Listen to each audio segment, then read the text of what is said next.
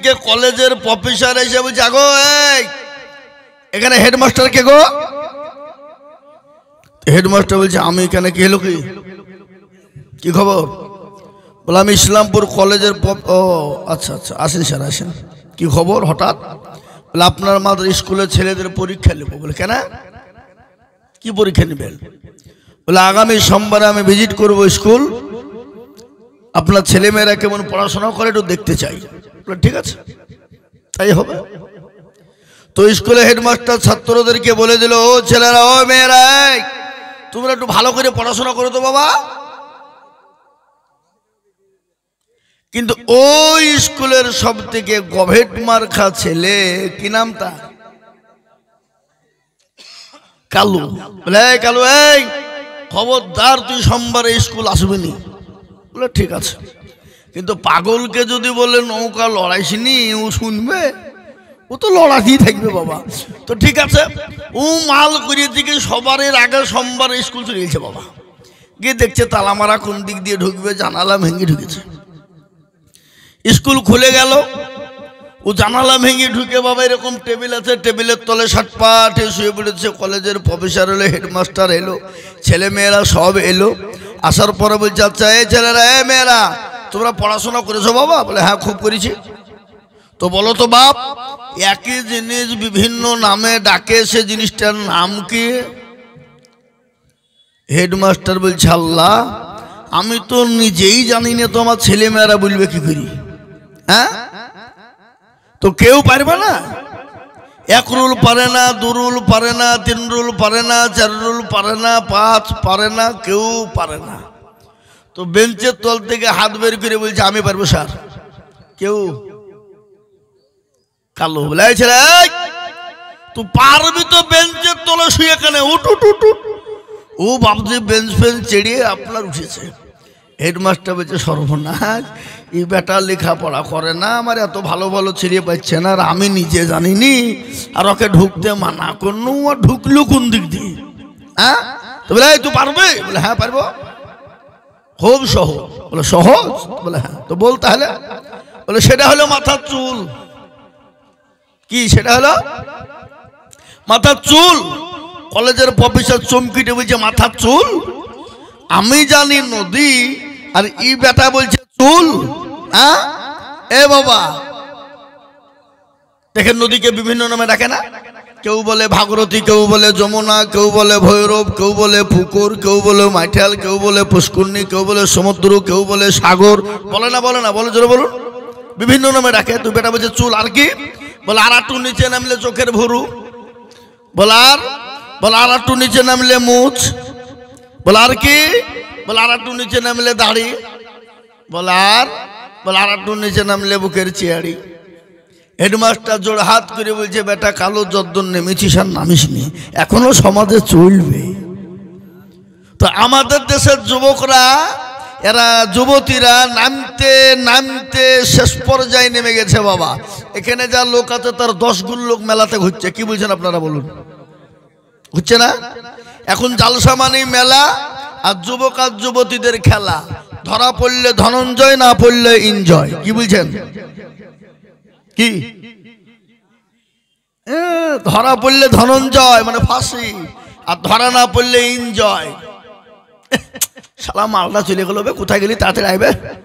হারাম খো, তোর বাড়িতে বোন নাই, তোর মা নাই, তোর বিটি নাই, তোর বহিন নাই, তার বিটি নাই। এ বাবা কি কথা কর না কেন? এরকম আমাদের ঘরে হয় না? ফোন করে এক বন্ধু আর এক বন্ধুকে ডাকছে, শালা মাল খান চলে গেল, শালা এরকম মাল দেখতে পাবি না, তাড়াতাড়ি আইবে, মাল দেখবে। ছি ছি ছি ছি, হারাম খো। জি, আজকে আমাদের দেশের জালসা মানে মেলা, কিন্তু এটা কমিটিদের দোষ। কার দোষ? জোরে বলুন না, কার দোষ? এটা কমিটিকে হুড়কি দিয়ে মাজা ভেঙে দিয়ে দরকার। এখানকার কমিটিকে বলছি না, তাই বুঝলি, তখন পয়সা দেবেন আমাকে জালসা করিয়ে নাকি? আমি অন্য কমিটিকে বলছি। হ্যাঁ, এ বাবা, আজকে অধিকাংশ, গতকালকে আমার জালসা ছিল ডোমকুল থানা করিমপুর, মধ্য করিমপুরে। আমার জীবনে যতগুলা জালসা, আমি 19 বছরের লাইফে যত জালসা করেছি, অত বড় বাজার, অত বড় মেলা আমার জীবনে দেখিনি। 4.5 লক্ষ টাকা বাজেট কন্ট্যাক্ট করেছে মাদ্রাসাওয়ালা, বলে 4.5 লক্ষ টাকা দিবে, বাজার বসাবে। 4.5 লক্ষ টাকা মাদ্রাসা নিয়েছে। এইদিকে একটা কাজ হয়েছে, তুই মাগিয়ে আমার কাছে 4.5 লাখ টাকাতে আমার মাদ্রাসা গোটা বছর চলে যাবে নাকি কি? 4.5 লক্ষ টাকা একবারে থুতু দিয়ে গুনে নিয়েছে। তারপরে বাজার বসাকা যা যা করবে করকা, দেখা দেখে আমাদের দরকার নাই। একবারে 3 কিলোমিটার বাজার। আমি 3 কিলোমিটার রাস্তা দিয়ে গাড়ি নিয়ে যেতে আমার 1 ঘন্টা 15 মিনিট টাইম লেগেছে। আমি গাড়ি চালক মাদ্রাসাওয়ালাকে বললো যে 1 ঘন্টা 15 মিনিট এটুকুনে লাগলো, তেল আমার 3 ডবল খেয়েছে, টাকা দিয়ে উঠবে এখান থেকে। বলছে হুজুর 1000 ধরিয়ে দিয়েছে। বলে 1000 টাকা তেল হয়? 2000 দেয়। 2000 বেশি নিয়েছে, আমিও বেশি নিয়ে নিয়েছি। কি বুঝলেন? ছাড়েনি কেন? আমার তো তেল খাই নিয়েছে। আমার তো 5 মিনিটের রাস্তা, সেখানে 1 ঘন্টা 15 মিনিট লেগেছে। আমার স্করপিও গাড়ি, আর স্করপিও গাড়ি 1 ঘন্টা যদি জাম্পে এভাবে চলতে থাকে, তেল কত খাবে?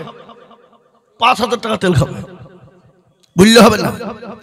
তো মোহতারাম, আমি বলবো আপনারা যারা এসেছেন জালসা শোনার উদ্দেশ্য, আর আজকের জালসাটা মর্মান্তিক জালসা, যে পথের পথিক আমরা সকলে, রাজা বাদশাহ ফকির মিসকিন দরিদ্র গরিব অসহায়, আপনি আমি সে তিনি। আমি আজকেই মাগরিবের নামাজের পরেই 6টার সময়তে একসঙ্গে 2টো জানাজা পড়িয়েছি। একসঙ্গে 2টো, 2জন মারা গেছে। একজন জুম্মার আগে মারা গেছে, আর একজন এসে বললো হুজুর জুম্মাতে একটু দোয়া করে দেন।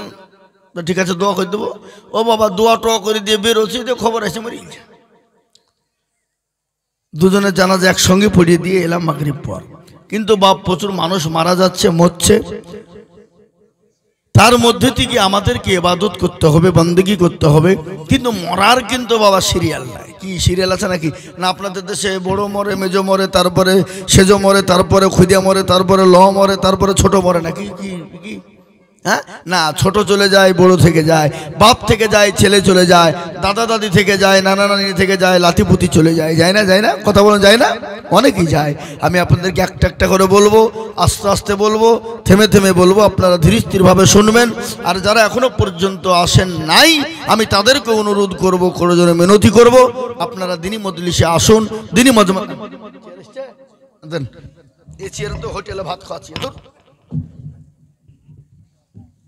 এই চেয়ার না হলে ভালো লাগে।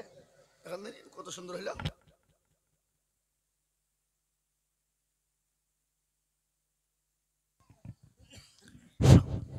তো মোহতারাম বুজুর্গ দোস্ত, আল্লাহওয়ালা, দিনওয়ালা, ইমানওয়ালা, কলমাওয়ালারা, আপনারা ধীরে স্থির ভাবে এখানে চলে আসুন, আস্তে আস্তে চলে আসুন।